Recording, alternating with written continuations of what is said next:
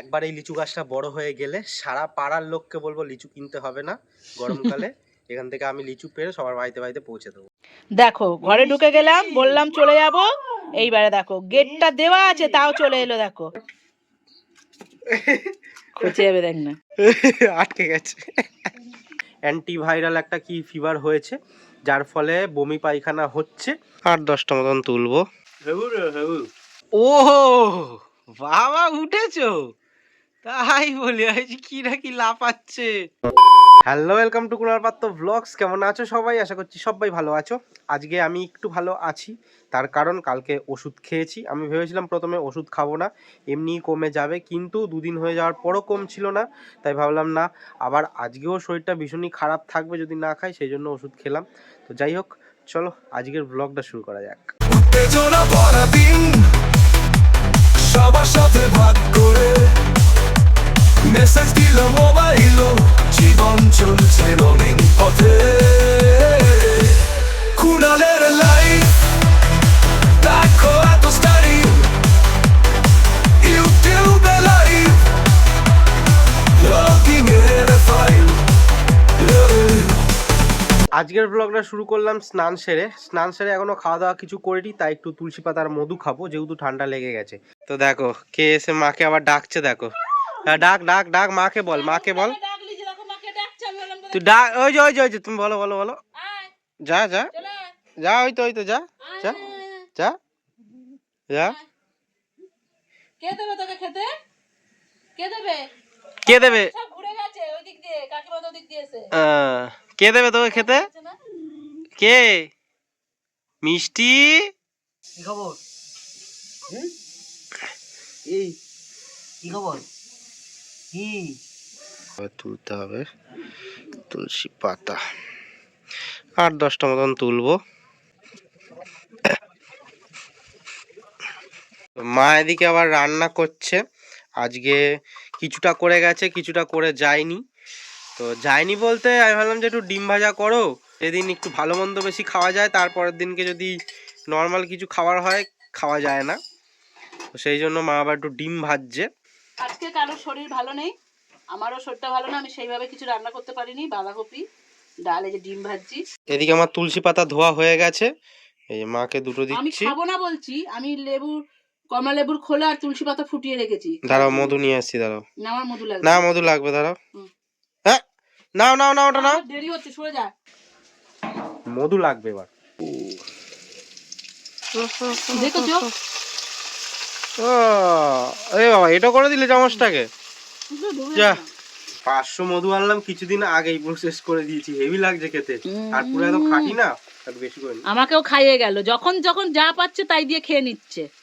হ্যাঁ, বাচ্চা বেলায় যেমন গুঁড়ো দুধ চুরি করে খেত, ঘুরতে ফিরতো গুঁড়ো দুধগুলো খেয়ে নিত। আচ্ছা, একটা কথা তোমাদের বলা হয়নি, যে এই বাচ্চা গরুটার অপারেশন হলো, বাচ্চা গরুটার পা একদম ওপর থেকে শুকিয়ে গেছে, মানে যেগুলো সেলাই করেছিল। কিন্তু একটা প্রবলেম হয়েছে, কি একটা অ্যান্টিভাইরাল একটা কি ফিভার হয়েছে, যার ফলে বমি পায়খানা হচ্ছে। এবার ওটা বললো ডাক্তার যেখানে নিয়ে যায়, ওখানে আজকে আমি নিয়ে যাইনি শরীর খারাপের জন্য। তো ওইখানে দাদাটা বললো যে একটা কোনো ভাইরাল একটা জিনিস হয়েছে, ইনফেকশন হয়েছে। তো এবার আবার রক্ত পায়খানা বমিও হতে পারে। তো জানি না এবার কুকুরটা বাঁচবে কিনা। এবার আমি তো টেনশনে পড়ে গেলাম, কারণ এতটা সময় ধরে কুকুরটার সাথে, মানে কুকুরটাকে নিয়ে যাওয়া, তার এত টেক কেয়ার করা, তারপরেও যদি এরকম হয় তো কি বলবো বলো, এগুলো ভীষণই খারাপ লাগছে। তো আমার যেহেতু শরীরটা খারাপ, আজকে শরীরটা একটু ঠিক হয়ে যাক, কালকে পুরোটা জেনে তোমাদেরকে অবশ্যই বলবো। একটু রোদে বসেছিলাম, তো আসলাম আবার। মার খাওয়া দাওয়া কমপ্লিট হয়ে গেছে, বাবারও প্রায় শেষের দিকে, আমি শুরু করব।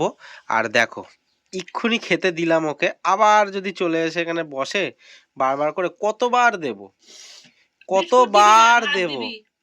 হ্যাঁ বল, কতবার দেব? ভাত ওরা খাবে না। খাবে এইবারে না, ওই রাজা বিস্কুট আছে আমাদের গির্জা, বিস্কুট ফ্যাক্টরিতে না দিয়ে আসবে ওকে, বা ওখানে বিস্কুট ফ্যাক্টরিতে গিয়ে নাম লেখাবি যে আমাদের বিনা পয়সায় বিস্কুট দাও। ডিম ভাজা খাবি? ডিম ভাজা খাবি? দেখো ডিম ভাজা নাকি খাবে না, দেখছো স্যাট খেয়ে নিল। দেখো ভিডিওটা অন করার আগেই খেয়ে সাপার করে দিল। দেখো এবার আমি দরজাটা দিয়ে দিই। চল, এসছিলিস তোকে কিছু না দিয়ে বাড়ি পাঠাবো, চল। এখন একটা কাজ করব, একটুখানি একটা কাজ মনে পড়লো, করে নি। তো মা ক্যামেরাটা ধরবে, আমি করবো, চল। তো এখন বাসি ফ্যান দেব লিচু গাছটাতে। লিচু গাছটা বেশ ভালো বড় হচ্ছে তাড়াতাড়ি করে, তো সেই জন্য একটুখানি তাড়াতাড়ি করে সারটা দিয়ে দিই, তাহলে কি বড় হয়ে গেলে গরুতে খাবে না। চলো, এখনো গরুতে অতটা খেতে পারবে না, তাও দেখো লিচু গাছটা কতটা হাইটে চলে এসছে, আমার কাঁধ হাইটে চলে এসছে। হ্যাঁ, তো আর একটু বড় হতে লাগবে, নাহলে গরুতে মুখ দিয়ে খেয়ে নিলেই তাহলে আর বাড়বে না। তো দুটো সার দিয়েছিলাম বলে দেখো কত তাড়াতাড়ি বড় হচ্ছে, লাল লাল কি সুন্দর পাতা হচ্ছে। তো এই যে, আর এটা হচ্ছে ওলট কম্বল গাছ। এই ওলট কম্বলের গুণাগুণ আশা করি তোমরা জানো, মা বলে দেবে। তো আমি তোমাদের মা বলে দেবে, একটু পরে দেখাচ্ছি সেটা।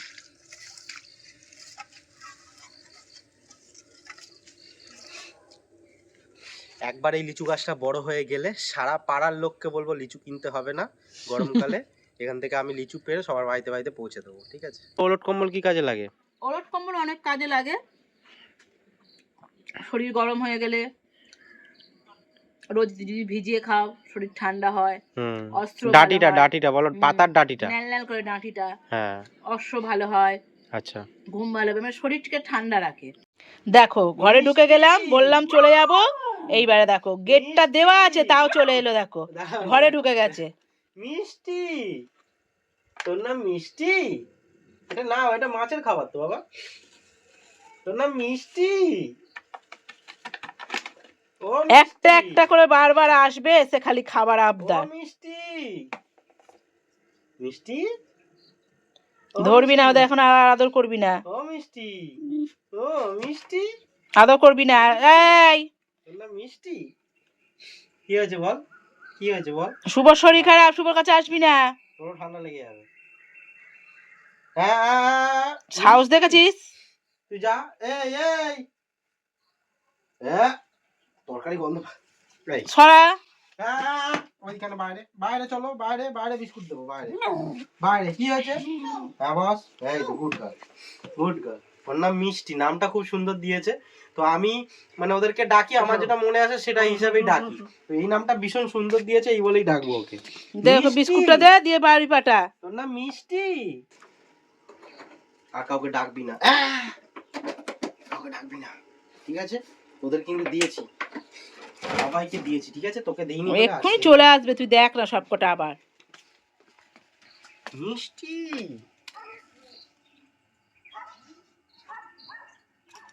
বলে হ্যান্ডশেক কর, ওট ওট,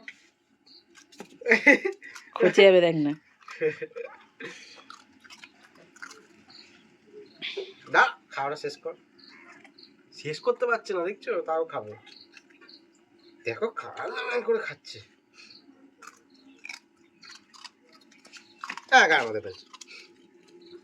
আরে আমার দেরি হবে তোদের জন্য, যা আমলকি কাটতে যাবো, বেরোবো আমি। আটকে গেছে, আটকে গেছে। এই মিষ্টু, ওই দা আটকে গেছে, এই দা চালের ওপর কি আওয়াজ হচ্ছে? হনুমান টুনুমান এলো নাকি? দেখি তো। ও বাবা, উঠেছো? তাই বলি, কি নাকি লাফাচ্ছে। হনুমান টুনুমান এলো নাকি? তুমি বাবা? বাবাই তো, দেখি তো, একটু জুম করে দেখি তো, মনে তো হচ্ছে বাবাই। বাবা তুমি কে?